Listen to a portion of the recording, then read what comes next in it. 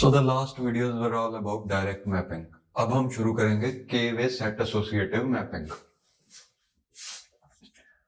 अगर आपने direct mapping नहीं देखी और आप सीधा K-वे सेट एसोसिएटिव समझने की कोशिश करोगे तो हो सकता है आपको उतने अच्छे से समझ में ना आए। इसीलिए आप पहले डायरेक्ट देखो, फिर आप ये टॉपिक समझना। सो डायरेक्ट में हमने डिस्कस किया था कि रैम में हम ग्रुप्स बना देते हैं। एक ग्रुप का साइज होगा इक्वल टू कैश साइज। जैसे कि यहाँ पे 8 लाइंस हैं कैश में, तो 8 ब्लॉक्स होंगे एक ग्रुप में। And cache line size is equal to main memory block size.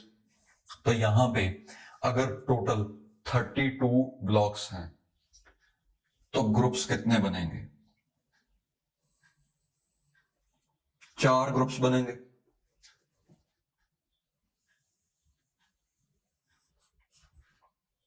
ये बन गए 4 ग्रुप्स। अब हमने देखा था डायरेक्ट मैपिंग में क्या होता है, आप एक पूरा ग्रुप उठाते हो और उसे एज इट इज कैश के ऊपर रख देते हो। यानी कि अगर मैं ढूंढना चाहता हूं ये थर्ड ब्लॉक कहां जाएगा, तो इस पूरे ग्रुप को मैं उठा के कैश के ऊपर रख दूंगा। जहां पे भी ये आएगा, मतलब जिस कैश लाइन के ऊपर ही आएगा उसी कैश लाइन पे ये मैप होगा। यानी कि ये आ जाएगा थर्ड लाइन में। वैसे ही ये 7th ग्रुप आ जाएगा, सॉरी 7th ब्लॉक आ जाएगा 7th कैश लाइन में।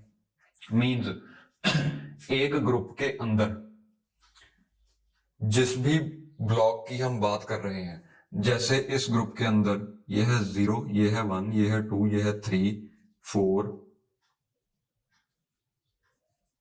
5, 6, 7। तो सेकंड ब्लॉक सेकंड लाइन पे आएगा, 5th ब्लॉक 5th लाइन पे आएगा, एंड सो ऑन। ओके, तो अब इसमें दिक्कत क्या थी, यानी कि हमें सेट एसोसिएटिव मैपिंग की जरूरत क्यों पड़ी, हम डायरेक्ट ही क्यों नहीं यूज कर रहे? तो उसके लिए आप ये एग्जांपल देखो। से सीपीयू ने 7th ब्लॉक में से कोई एड्रेस डिमांड किया, यानी कि से ये वाला। तो सबसे पहले तो ये बात करते हैं कि ये 32 ब्लॉक्स हैं, हर ब्लॉक में 4 एड्रेसेस हैं, यानी कि 4 बाइट्स एक ब्लॉक में है। 4 बाइट्स या 4 वर्ड्स, बिकॉज यहां पे हम मान रहे हैं 1 byte, 1 word is equal to 1 byte. तो टोटल रैम कितनी हो जाएगी, टोटल फिजिकल मेमोरी हो जाएगी 128 bytes, because 4 into 32 is 128। Okay, तो अब सीपीयू ने एक एड्रेस डिमांड किया जो रैम में है, यानी कि कैश मिस हो गई, तो ये रहा रैम में वो एड्रेस।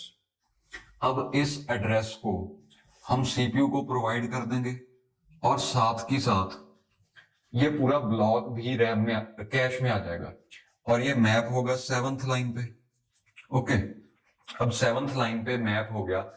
उसके बाद जो सीपीयू ने अगला एड्रेस डिमांड किया वो मान लो 15th लाइन का है, यानी कि ये वाला। अब आप देखो ये भी यहीं पर मैप होगा। मींस पूरी कैश खाली है, इसके बावजूद भी हम पिछला जो ब्लॉक हम रैम कैश में ला चुके हैं उसे डिलीट करके ये वाला ब्लॉक रखेंगे। यानी कि सपोज आपने बहुत महंगा प्रोसेसर खरीदा और उसमें अगर आप डायरेक्ट मैपिंग यूज कर रहे हो तो आप उस हार्डवेयर की इतनी ज्यादा कोई एफिशिएंट यूज नहीं करोगे। मींस से अगर आपने i9 खरीद लिया, i9 प्रोसेसर फ्रॉम इंटेल से 12900 के, उसमें 30 MB लेवल 3 कैश है। 30 MB कैश बहुत ज्यादा होती है, मतलब आज के टाइम पे इंटेल जो सबसे ज्यादा लेवल 3 कैश ऑफर कर रहा है वो 30 MB है i9 में। या अगर हम AMD की बात करें तो उसमें 64 MB है, I guess AMD Ryzen 9 5900X शायद ऐसा था उसका नाम। मतलब AMD प्रोसेसर में 64 MB लेवल 3 कैश ऑफर्ड है। अगर आपने वो प्रोसेसर भी खरीद लिया तो उसमें अगर आप डायरेक्ट मैपिंग यूज कर रहे हो, डायरेक्ट मैपिंग से क्या होगा, पूरी कैश यानी कि 64 के 64 MB खाली हैं, सिर्फ एक लाइन को छोड़कर। फिर भी ऐसा हो सकता है कि अगर आप एक और ब्लॉक लाना चाहते हो तो उस लाइन में जो पड़ा है पहले आपको डिलीट करना पड़ेगा, फिर अगला ब्लॉक कैश में रख पाओगे। यानी कि ये 6 लाइंस छोड़ के यहीं पे मैप हो रहा है। अब ऐसा हर बार नहीं होगा, बट से अगला एड्रेस ये वाला चाहिए सीपीयू को, तो फिर से हम इसे डिलीट करके यहां लाएंगे। उससे अगला एड्रेस ये वाला चाहिए, मतलब अपने ग्रुप में जो सबसे लास्ट ब्लॉक है उसी के एड्रेसेस अगर सीपीयू जनरेट करते जा रहा है तो सभी यहीं पर मैप होंगे। यानी कि जो डाटा हम पहले कैश में ला चुके हैं उसे डिलीट करना पड़ रहा है, और कैश भी खाली है। मतलब कैश अगर भरी होती फिर तो हम समझ सकते थे कि और डाटा आ ही नहीं सकता। अब कैश खाली होते हुए भी हमें पुराना डाटा डिलीट करना पड़ रहा है। यह है डिसएडवांटेज डायरेक्ट मैपिंग की। इसे ओवरकम करने के लिए हम यूज करेंगे के वे सेट एसोसिएटिव मैपिंग। उसमें क्या है, के वे सेट एसोसिएटिव में हम कुछ ऐसा करते हैं, जैसे ये 0th ब्लॉक है, ये 0th लाइन पे मैप हो रहा है। अब अगर 0th लाइन में पहले से ही कोई डाटा पड़ा हुआ है तो हम चाहेंगे कि उसे डिलीट ना करें और इसे कहीं और मैप कर दें। से मैं कैश में सेट्स बना लेता हूं। जैसे मेन मेमोरी में मैंने ग्रुप्स बनाए थे, तो मैं कैश में सेट्स बना लेता हूं। एक सेट ये रहा, एक सेट ये रहा, एक सेट ये रहा और एक सेट ये रहा। टोटल 4 सेट्स बन गए।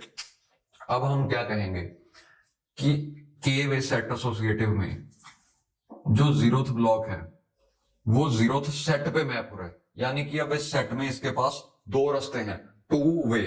अब हम 2 वे सेट एसोसिएटिव मैपिंग समझ रहे हैं। के की वैल्यू मैंने यहां पे ली है 2, तो 0th ब्लॉक के पास अब 2 रास्ते हैं, 2 ways to get mapped into cash.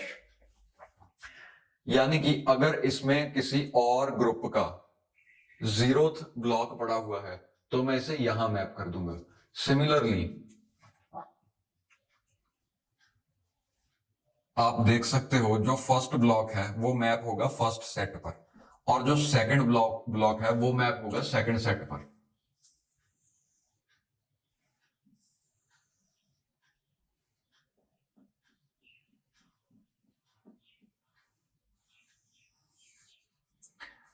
Now you see कि मैंने पहले 4 ब्लॉक्स एक एक सेट पर मैप कर दिए। अब ये 4th ब्लॉक कहां मैप होगा, 4th 5th 6th 7th ये कहां मैप होंगे। इन्हें मैप करने के लिए हमें ग्रुप्स का नंबर डबल करना पड़ेगा। यानी कि 2 वे सेट एसोसिएटिव ले रहे हैं तो ग्रुप्स उससे डबल बनेंगे। मींस एक ग्रुप ये बना, एक ग्रुप ये बना,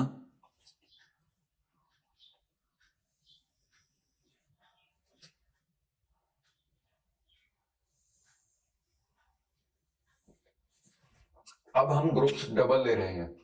देखो जितने सेट्स हैं रैम में, जितने सेट हैं एक ग्रुप में अब उतने ही ब्लॉक्स होंगे।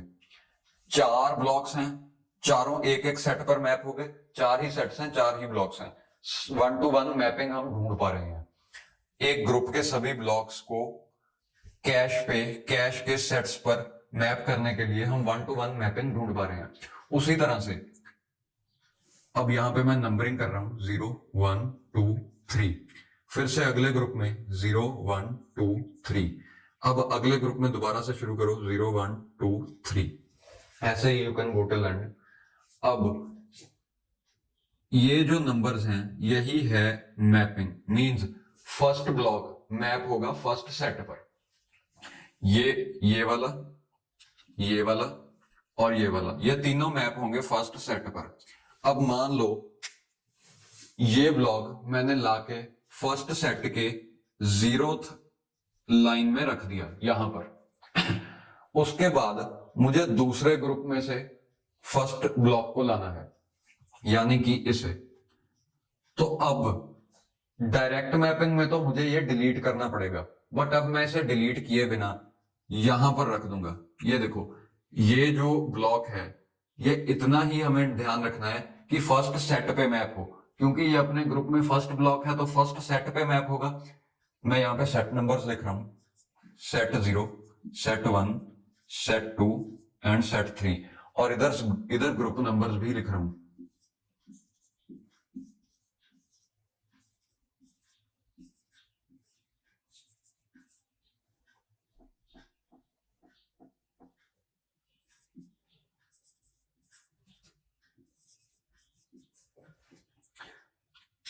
जो पहला एलिमेंट है या पहला ब्लॉक है इस ग्रुप का, वो पहले सेट पे मैप होगा। यानी कि अब मैं एक ही टाइम पर कोई दो ग्रुप्स के सेम ब्लॉक को रख पा रहा हूं, जैसे कि 0th ग्रुप और फर्स्ट ग्रुप के पहले पहले ब्लॉक को मैं सेम टाइम पे कैश में रख पा रहा हूं। डायरेक्ट मैपिंग में तो क्या था, अगर 0th ग्रुप का पहला ब्लॉक पड़ा हुआ है तो किसी और ग्रुप का पहला ब्लॉक आ ही नहीं सकता, क्योंकि वो उसी जगह पर आएगा जहां पे हमने 0th ग्रुप का पहला ब्लॉक रखा हुआ है। यानी कि मुझे 0th ग्रुप का पहला ब्लॉक ओवरराइट करना पड़ेगा नए डेटा के साथ। अब क्या हो रहा है, ये 0th ग्रुप का पहला ब्लॉक मैंने यहां पे मैप कर दिया, यानी कि सेट 1 में, और अगले ग्रुप का पहला ब्लॉक भी सेट 1 पे मैप करना है। But the thing is set 1 में दो लाइंस हैं, यानी कि एक ही टाइम पर दो ग्रुप्स का डेटा आ सकता है। अब आप ये ढूंढो कि 17th ब्लॉक कहां मैप होगा। ये वाला ऑलरेडी सेट 1 भरा हुआ है। 17th ब्लॉक अपने ग्रुप में, यानी कि 4th ग्रुप में फर्स्ट ब्लॉक है, तो ये फर्स्ट है तो सेट 1 पर ही जाएगा। यानी कि अब हमें डिलीट करना पड़ेगा, मींस अब हमें ओवरराइट करना पड़ेगा। अगर आप समझो कि सारी कैश खाली पड़ी है except for set 1, means set 1 भरा हुआ है, बाकी सारे 6 ब्लॉक्स खाली पड़े हैं, 6 लाइंस या 6 ब्लॉक्स खाली पड़े हैं। अब अगर मैं ये 17th ब्लॉक को लाना चाहता हूं तो मुझे इन दोनों में से किसी एक को डिलीट करना पड़ेगा। अगर आप चाहते हैं कि ऐसा ना हो, then you can use 4-way set associative mapping where one block will have 4 possible ways of getting mapped into some cache line. Means एक सेट में अब दो ही ग्रुप्स हैं, सॉरी एक सेट में अब दो ही लाइंस हैं। 4-way में क्या होगा, एक सेट में 4 लाइंस होंगी, यानी कि एक ही टाइम पर 4 अलग अलग ग्रुप्स से सेम ब्लॉक नंबर हम कैश में रख पाएंगे। जैसे ग्रुप 0, ग्रुप 1, ग्रुप 2, ग्रुप 3 का फर्स्ट ब्लॉक हम एक ही टाइम पे रख पाएंगे 4-way सेट एसोसिएटिव में। ओके, सो अभी कुछ प्रैक्टिस के लिए मैं आपको थोड़े से ग्रुप नंबर्स की मैपिंग बता रहा हूं, वो आप नोट करके रख सकते हैं।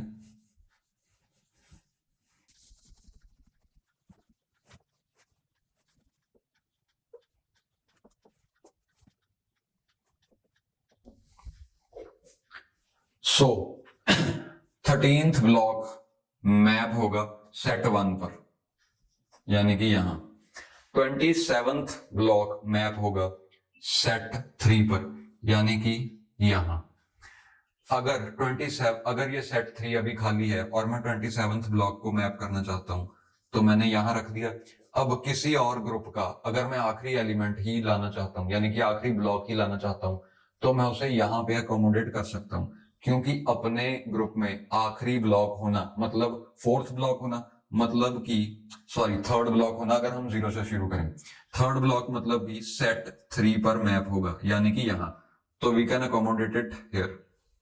ओके, अब हम बात करते हैं कुछ एड्रेसेस की, यानी कि फिजिकल एड्रेस का स्प्लिट क्या है, यहां पे हम फिजिकल एड्रेस को कैसे डिवाइड कर रहे हैं। सो उसके लिए आप ये एग्जांपल समझो, यहां पे रैम में 16 ब्लॉक्स हैं। ओके, हर ब्लॉक के अंदर 32 वर्ड्स लिए हुए हैं। तो ये बताओ कि कौन सी रैम बड़ी है, इस एग्जांपल में रैम बड़ी है या इस एग्जांपल में रैम बड़ी है। ऑब्वियसली यहां पे बड़ी है, because 32 into 16 will be greater than 4 into 32 या 4 into 32। यहां पे आपके पास आएगा 2 पावर 5, 32 है 2 पावर 5 और 16 है 2 पावर 4, यानी कि 512 बाइट्स की मेमोरी है, विच इज हाफ KB।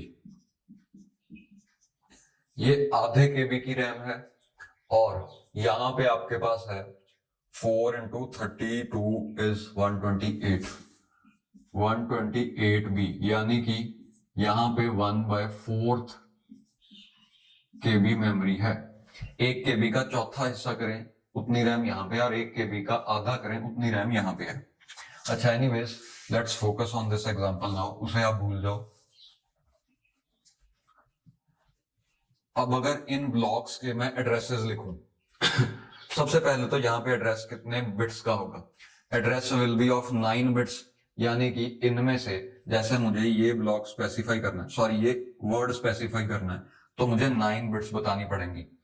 जो पहली 4 बिट्स होंगी वो स्पेसिफाई करेंगी कि मैं 6th ब्लॉक की बात कर रहा हूं या 6th ब्लॉक की बात कर रहा हूं। अब ये 4 बिट्स को छोड़ दें तो जो अगली 5 बिट्स होंगी वो इन 32 वर्ड्स में से इस वर्ड को पिन पॉइंट करेंगी। Okay, now let's move ahead. अगर मैं इन ब्लॉक्स के एड्रेसेस लिखूं, यानी कि what I want is block address होगा 4 बिट्स का,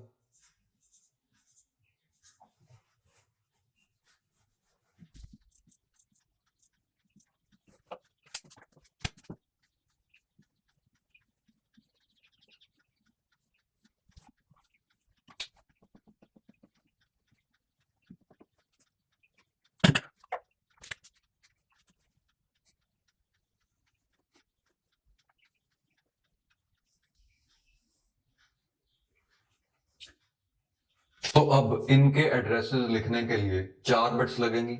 4 बिट्स से जितने कॉम्बिनेशंस बनेंगे वो ये रहे।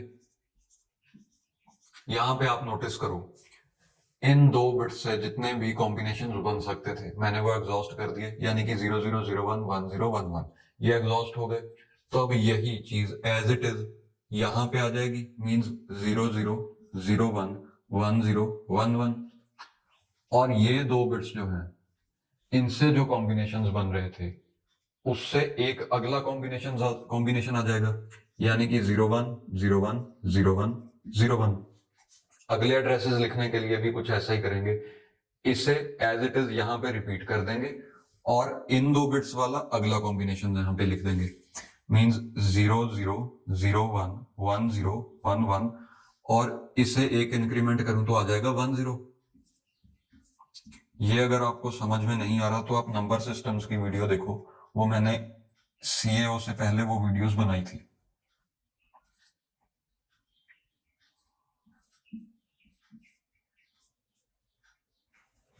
ये एज इट इज यहां पे रिपीट हो गया और इससे अगला कॉम्बिनेशन होगा 11।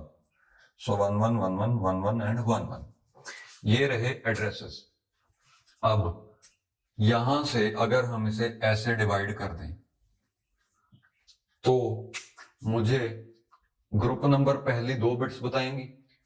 ग्रुप्स देखो कितने होंगे, अगर 1 2 3 4 सेट्स हैं कैश में, 2 वे सेट एसोसिएटिव है तो एक सेट में 2 एलिमेंट, 2 के अगर हम सेट्स बनाए तो 4 सेट्स बनेंगे। 0th set, first, second and third, total 4 sets हो गए। अब 4 ब्लॉक्स अगर एक ग्रुप में रखें, ऐसा क्यों? क्योंकि जितने नंबर ऑफ ब्लॉक्स एक ग्रुप में हैं उतने ही सेट्स कैश में होने चाहिए। अगर कैश में 4 सेट्स हैं तो एक ग्रुप में 4 ब्लॉक्स रखूंगा। अगर कैश में 512 सेट्स हैं तो एक ग्रुप में 512 ब्लॉक्स होंगे, यानी कि वो ग्रुप बहुत बड़ा होगा। ओके, इस एग्जांपल में तो टोटली 512 नहीं है, बट प्रैक्टिकली ऐसा पॉसिबल है। नेक्स्ट हमारे पास है ये जो ग्रुप नंबर्स हैं, ये भी मैं लिख देता हूं 0 1 2 3। अब आप देखो ये 2 बिट्स मुझे बता रही हैं ग्रुप नंबर क्या है। ये 2 बिट्स से इन चारों के लिए यहां पे यहां पे यहां पे और यहां पे ग्रुप नंबर है 00 मींस 0th ग्रुप, फिर ग्रुप नंबर है 01 मींस फर्स्ट ग्रुप, फिर 10 मींस सेकंड, फिर 11 मींस थर्ड। और ये 4 बिट्स क्या हैं, सॉरी ये 2 बिट्स क्या हैं, इनसे 4 कॉम्बिनेशंस बनेंगे। ये स्पेसिफाई करेंगी block number with in that group, यानी कि 01 मतलब 0th ब्लॉक, 00 मतलब 0th ब्लॉक, 01 मतलब पहला ब्लॉक, 10 मतलब दूसरा ब्लॉक और 11 मतलब तीसरा ब्लॉक। ऐसे ही इन सभी ग्रुप्स के लिए है, यानी कि ये 2 बिट्स तब चेंज होंगी जब हम अगली 2 बिट्स के सारे कॉम्बिनेशंस एग्जॉस्ट कर चुके हैं, मतलब चारों ब्लॉक्स को आइट्रेट करने के बाद ये 2 बिट्स चेंज हो जाएंगी, मींस ग्रुप नंबर अगला आ जाएगा।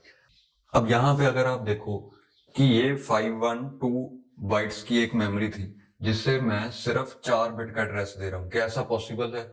Obviously not. ये एड्रेस 9 बिट्स का होगा, यानी कि अगली 5 बिट्स मैं स्पेसिफाई नहीं कर रहा हूं। वो बिट्स कौन सी हैं?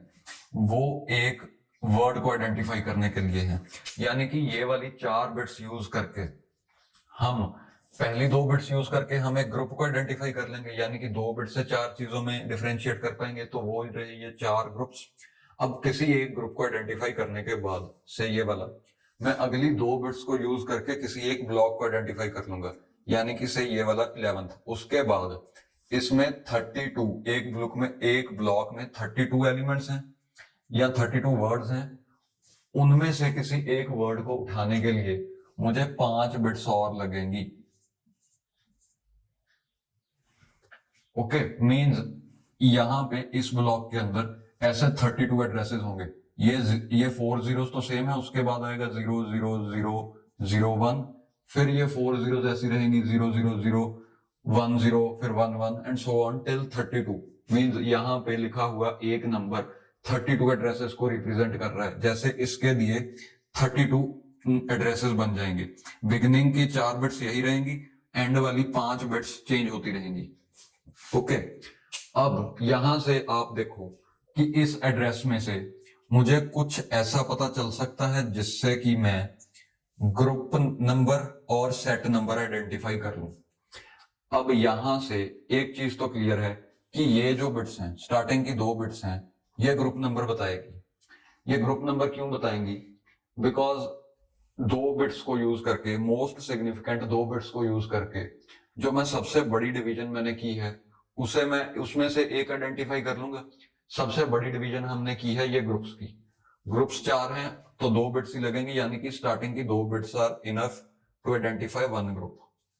आफ्टर दैट ये जो पहला ब्लॉक है या 0th ब्लॉक है इस ग्रुप का, ये सेट 0 पे जाएगा, यानी कि 0 0।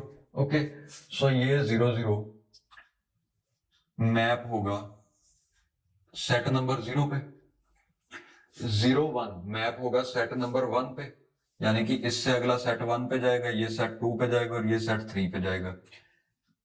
यहां पे है 1 1 3 के लिए, ये रहा 3। और इसी तरह से आप अगले ग्रुप्स में भी वेरीफाई कर सकते हैं, यही पैटर्न रिपीट हो रहा है। तो इसका मतलब ये 2 बिट्स मुझे बताएंगी सेट नंबर क्या है।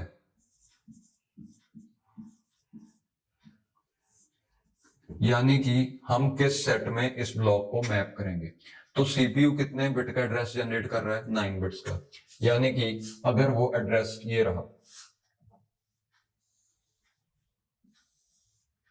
ये एड्रेस सीपीयू ने जनरेट किया, इसमें से मैंने यहां पे 5 बिट्स अलग कर दी जो एक ब्लॉक में से या एक लाइन में से किसी एक वर्ड को स्पेसिफाई करेंगी, और ये 2 बिट्स प्लस ये 2 बिट्स अलग कर दी। इन 2 बिट्स से मुझे पता चलेगा ग्रुप नंबर कौन सा है। अगली 2 बिट्स से मुझे पता चलेगा कि उस ग्रुप में मैं किस ब्लॉक की बात कर रहा हूं, और अगली 5 बिट्स से मुझे पता चलेगा कि ब्लॉक ऑफसेट क्या है। तो ग्रुप आइडेंटिफाई करना मतलब टैग, यहां पे अभी हम छोड़ देते हैं, क्या आएगा यहां पे आएगा ब्लॉक ऑफसेट, क्योंकि एक ब्लॉक के अंदर हम 32 में से किस वर्ड की बात कर रहे हैं, यानी कि बेस पॉइंट से कितना दूर जा रहे हैं उससे हम, यानी कि ये बताएगा ब्लॉक ऑफसेट। अब इसके बाद यहां पे क्या लिखना चाहिए, ये अगर आप देखो, जब यहां पे 0 1 है तो मुझे पता लग रहा है कि पहले सेट में मैप होगा। देखो 4 ब्लॉक्स हैं, 0 1 2 3, तो 0 1 2 3 के लिए ये भी हैं 0 0 0 1 1 0 1 1, यानी कि यही तो है सेट नंबर। तो जो सेंटर वाली 2 बिट्स जो भी सीपीयू एड्रेस जनरेट कर रहा है, वो सेंटर वाली 2 बिट्स हमें बता रही हैं सेट नंबर। तो यहां पे आएगा सेट नंबर। इसे हम लाइन नंबर भी कह सकते हैं, ब्लॉक नंबर भी कह सकते हैं, यानी कि ये सेंटर वाली 2 bits set number, block number या लाइन नंबर किसी को भी स्पेसिफाई कर रही हैं। सेट नंबर हमने देख लिया इसे क्यों कह रहे हैं, लाइन नंबर इसे क्यों कह रहे हैं, बिकॉज ये इन चारों में से किसी एक लाइन को स्पेसिफाई कर रहा है या किसी एक ब्लॉक को स्पेसिफाई कर रहा है। Line and block can be used interchangeably. अब आप देखो, जैसे सीपीयू ने ये एड्रेस जनरेट किया 1 1 0 0 101 10100। तो इस एड्रेस का मतलब क्या होगा? पहले तो ये 9 बिट्स का है, यानी कि ये इन 512 वर्ड्स में से, ऐसे वर्ड्स में से किसी एक को स्पेसिफाई कर रहा है। सबसे पहले हम क्या करेंगे, ये 2 बिट्स उठाएंगे और हम कैश को देंगे। ये 2 बिट्स कैश को देके हम एक सेट को फिक्स कर लेंगे, यानी कि अगर ये वाला वर्ड कैश में मिला तो उसी सेट में मिलेगा। सो 00 मीन्स सेट नंबर 0। अगर ये कैश में मिला तो इस लाइन में या इस लाइन में, इन्हीं दो में से कहीं पे मिलेगा, वरना ये सेट ये एड्रेस कैश में होगा ही नहीं। अब ये स्पेसिफाई करने के बाद यहां से हम देखेंगे कि ग्रुप नंबर कौन सा है। ये एड्रेस है, अगर हम रैम में देखें तो ये है 4th ग्रुप या 3rd ग्रुप, ये वाला। उसका 0th ब्लॉक ये वाला, यानी कि ये ब्लॉक। उसमें 20th बाइट, यानी कि ये यहां पे कहीं होगी। तो अब हम ये 2 बिट्स कैश को दे रहे हैं और कैश से हमें पता चल रहा है कि हम सेट 0 की बात कर रहे हैं, यानी कि इस पार्ट की।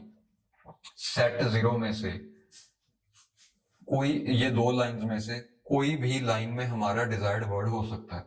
तो हम इन दोनों में से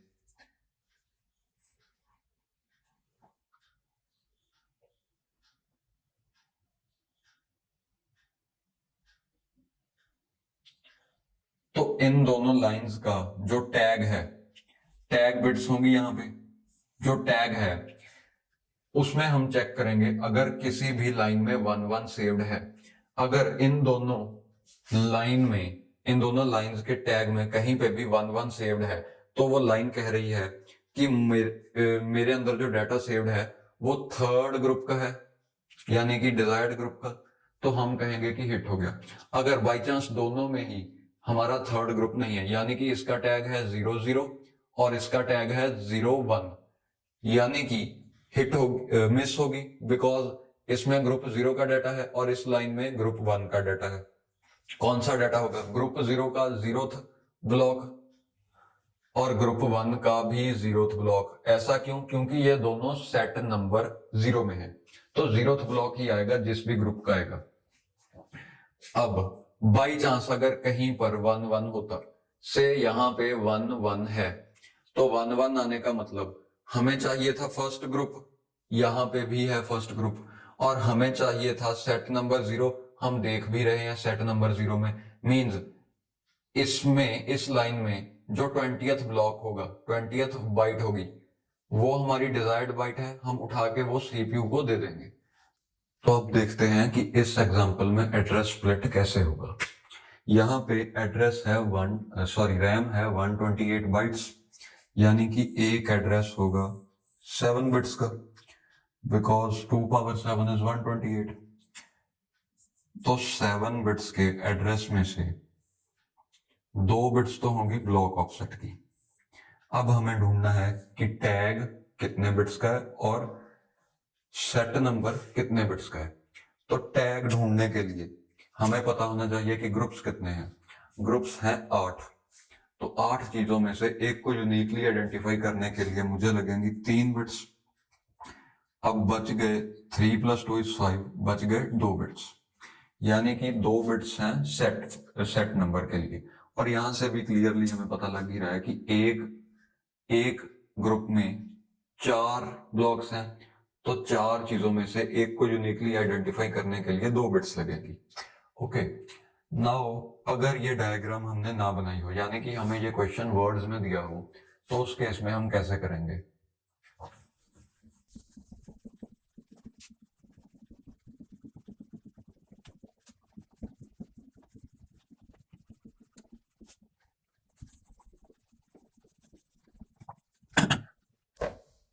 जैसे हमें गिवन हो main memory is 128 bytes,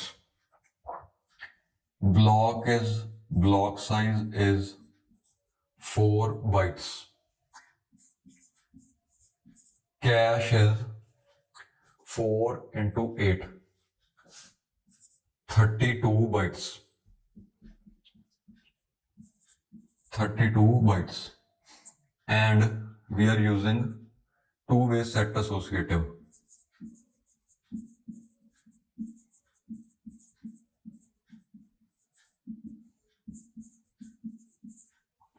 If one word is equal to 1 byte, then find the address split. So to find the address split, first we need to know the size of address और number of bits in physical address. यानी कि physical address में कितनी bits होंगी, उसके लिए हमें main memory का size पता होना चाहिए, जो कि यहाँ है 128 bytes. मतलब कि ये आ गया 7, टोटल लेंथ 7 है. अब एक ब्लॉक में 4 बाइट्स हैं, उनमें से एक को आइडेंटिफाई करने के लिए मुझे लगेंगी 2 बिट्स, यानी कि ब्लॉक ऑफसेट आ गया 2 बिट्स. यहां पे है टैग, यहां पे है सेट नंबर, यहां पे है ब्लॉक ऑफसेट. ओके, अब देखते हैं टैग कैसे ढूंढा जाएगा. Tag identifies one group from main memory. ये मैं पिछली वीडियोस में आपको बता चुका हूं. यानी कि एक ग्रुप आइडेंटिफाई करने के लिए कितने बिट्स लगेंगे, इसके लिए हमें पता होना चाहिए कि टोटल ग्रुप्स कितने हैं. टोटल ग्रुप्स कैसे पता लगेंगे? अगर मुझे एक ग्रुप का साइज पता लग जाए तो टोटल ग्रुप्स भी ढूंढ सकते हैं. तो एक ग्रुप का साइज कितना होगा? नंबर ऑफ सेट्स, यानी कि 4 सेट्स हैं, तो एक ग्रुप में भी 4 लाइंस ही हैं या 4 ब्लॉक्स हैं. ऐसा क्यों? क्योंकि एक ब्लॉक एक सेट पे मैप हो रहा है. यानी कि 0th block 0th set, first block first set, second block second set, third block third set. मतलब कि number of blocks in one group is equal to number of sets. अब ढूंढते हैं हम कि सेट्स कितने होंगे. सो मैं इसे इरेज कर रहा हूं. नंबर ऑफ सेट्स ढूंढने के लिए हम ढूंढते हैं पहले कैश में ब्लॉक्स कितने हैं. तो कैश है 32 बाइट्स. एक ब्लॉक का साइज है 4 बाइट्स, यानी कि कैश में ब्लॉक्स आ गए 8 लाइंस या 8 ब्लॉक्स. अब 8 लाइंस हैं, टू वे सेट एसोसिएटिव है, मींस एक सेट में 2 लाइंस हैं. अगर एक सेट में 2 लाइंस हैं तो टोटल सेट्स होंगे 4 सेट्स हैं, मतलब एक ग्रुप में भी 4 ही ब्लॉक्स होंगे. यहां पे हमने दिखा रखा है एक ग्रुप में 4 ब्लॉक्स हैं. इसका मतलब, अच्छा यहां से हम सीधा भी कर सकते हैं डायरेक्टली, यानी कि ये 4 है तो यहाँ पे 2 बिट्स लगेंगी एक को आइडेंटिफाई करने के लिए. अब टोटल हो गया 4, यहां तक है 7, 7 माइनस 4, यहां पे बचा 3. बट हम ऐसे नहीं करेंगे, हम पहले टैग बिट्स ढूंढेंगे. यानी कि प्रैक्टिस के लिए आप लेंथी मेथड से करो. तो यहां पे 4 आ गया, यानी कि 4 सेट्स हैं, तो एक ग्रुप में भी 4 ही ब्लॉक्स होंगे. यानी कि मेन मेमोरी में पहले देखते हैं ब्लॉक्स कितने हैं. 128/4 blocks, which is 2 power 7/2 power 2, यानी कि 32. मेन मेमोरी में 32 ब्लॉक्स हैं. अगर मैं 4 के ग्रुप्स बनाऊं तो कितने बनेंगे? यानी कि 32 को भी 4 से डिवाइड करना पड़ेगा. We get 8. मतलब 8 ग्रुप्स हैं मेन मेमोरी में, तो एक ग्रुप को आइडेंटिफाई करने के लिए लगेंगी 3 बिट्स. अब 3 + 2 = 5, बचे 2 बिट्स जो हम पहले भी ढूंढ चुके हैं. यहां पे मैंने क्या किया, सबसे पहले ढूंढा कि मेन मेमोरी में ब्लॉक्स कितने हैं, यानी कि ऐसे ब्लॉक्स कितने हैं. तो टोटल जितने वर्ड्स हैं उनको मैंने डिवाइड कर दिया 4 से, क्योंकि एक ब्लॉक में 4 वर्ड्स हैं. तो मेरे पास आए 32 ब्लॉक्स, जो यहाँ पे आपको दिख रहा है. अब 32 ब्लॉक्स को मैंने डिवाइड कर दिया 4 से, क्योंकि हमने कैलकुलेट किया है कि एक ग्रुप में 4 वर्ड्स हैं, एक ग्रुप में 4 ब्लॉक्स हैं. तो 4 से डिवाइड करके मुझे पता चला कि ग्रुप्स कितने हैं. अब उन ग्रुप्स में से एक ग्रुप को आइडेंटिफाई करने के लिए मैंने ले लिया log⁴, यानी कि 8 का लॉग लिया तो वो आ गया 3. 3 होगा हमारा टैग, क्योंकि टैग आइडेंटिफाइज अ ग्रुप. अब अगर सीपीयू एक वर्ड जनरेट कर, एक एड्रेस जनरेट कर रहा है से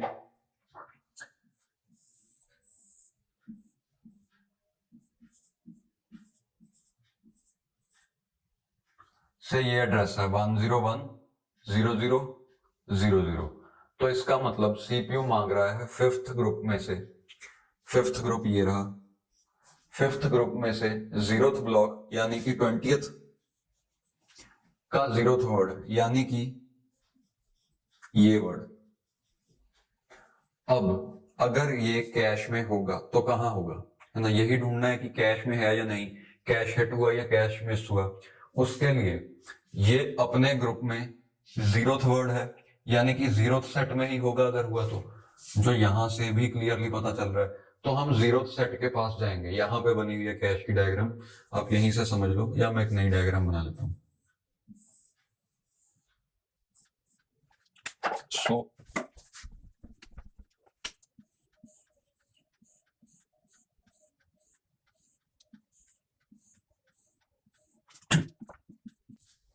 तो ये 8 लाइंस हैं कैश में और 4 सेट्स मैंने बना लिए हैं।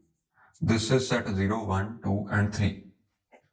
अब ये एड्रेस 20th ब्लॉक का जो एड्रेस है उसके मिडल वाली 2 बिट्स 0 है, मतलब वो अपने ग्रुप में 0th नंबर पे आ रहा है, यानी कि सबसे पहला है अपने ग्रुप में, तो वो पहले ही सेट पे मैप होगा, यानी कि इस पे, मतलब मिला तो इन्हीं दोनों लाइंस में से किसी में मिलेगा। तो ये हमने दिया कैश को और बोला कि इस सेट में चेक करो कि क्या ये एड्रेस है या नहीं।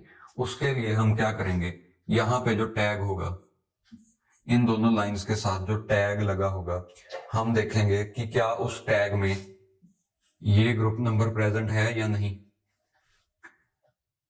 तो ये है टैग, यहां पे सपोज था 010 और यहां पे था 101। तो हमने पहले टैग में देखा कि हमें चाहिए फिफ्थ ग्रुप बट प्रेजेंट है सेकंड ग्रुप, यानी कि इस लाइन में सेकंड ग्रुप का 0th ब्लॉक है, मतलब कि ये वाला।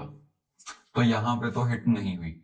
अब अगली लाइन में, इस लाइन में हमने देखा कि 101 है और हमें चाहिए भी 101। ये ग्रुप कह रहा है मेरे पास, सॉरी ये लाइन कह रही है मेरे पास फिफ्थ ग्रुप का कोई डाटा है। अब क्योंकि ये सेट नंबर 0 का है तो वो कोई डाटा भी 0th ब्लॉक ही होगा, मींस फिफ्थ ग्रुप का 0th ब्लॉक ये वाला, यानी कि कैश हिट हो गई। जो ब्लॉक हमें चाहिए वो यहाँ पे प्रेजेंट है, तो हम ये वाला एड्रेस इस ब्लॉक के अंदर ढूंढेंगे, यानी कि इसका 0th ब्लॉक हमें मिल जाएगा। तो जो डाटा सीपीयू को चाहिए वो यहीं से ले लेगा। अब एक डाउट आपके मन में आ सकता है कि ऐसा करने से शायद स्पीड स्लो होगी क्योंकि अब हम दो लाइंस में ढूंढ सकते हैं, यानी कि जो डिजायर्ड वर्ड है वो यहां भी हो सकता है और यहां भी हो सकता है, तो टाइम डबल हो जाएगा। But that's not the case, actually time उतना ही लग रहा है। ये दोनों सर्चेस यानी कि यहाँ पे और यहाँ पे, ये दो जो सर्चेस हम परफॉर्म कर रहे हैं ये पैरेलली हो रही हैं, मतलब एक साथ दोनों में सर्च शुरू हो जाती है। जिसमें भी होगा वहां से हम उठा लेंगे, मतलब उतना ही टाइम लगेगा जितना एक में सर्च करने को लग रहा था। अगर से हम 8 वे सेट एसोसिएटिव यूज कर रहे हैं, यानी कि एक सेट में, ऐसे एक सेट में अब 8 लाइंस हैं, तो हम 8 जगह पैरेलली ढूंढना शुरू कर देंगे। उसके लिए जो स्पेसिफिक हार्डवेयर होता है और जो पूरी कॉन्फ़िगरेशन होती है वो हम अगली वीडियोस में देखेंगे। बट फॉर नाउ मैं आपको ये बता देता हूं कि यहाँ पे कंपैरेटर्स लगे होते हैं जो इन बिट्स को एज अ इनपुट लेते हैं और चेक करते हैं कि इससे कंपेयर करके चेक करते हैं कि क्या ये इक्वल है या नहीं। यहाँ पे 2 कंपैरेटर्स काम आएंगे बिकॉज इट इज 2 वे। हम ये बिल्कुल डिटेल में जाके पढ़ेंगे कि एसोसिएटिव में क्या हार्डवेयर है, सेट एसोसिएटिव में क्या हार्डवेयर है और डायरेक्ट में क्या हार्डवेयर है। ये आपके सिलेबस में भी हैं ये टॉपिक्स। सो अगली वीडियोस में हम यही डिस्कस करेंगे। अब बचे हैं सेट एसोसिएटिव के कुछ न्यूमेरिकल्स, नेक्स्ट पार्ट में हम न्यूमेरिकल्स देखेंगे और कुछ पीवाईक्यूज करेंगे। Thank you very much for watching this video, see you letter.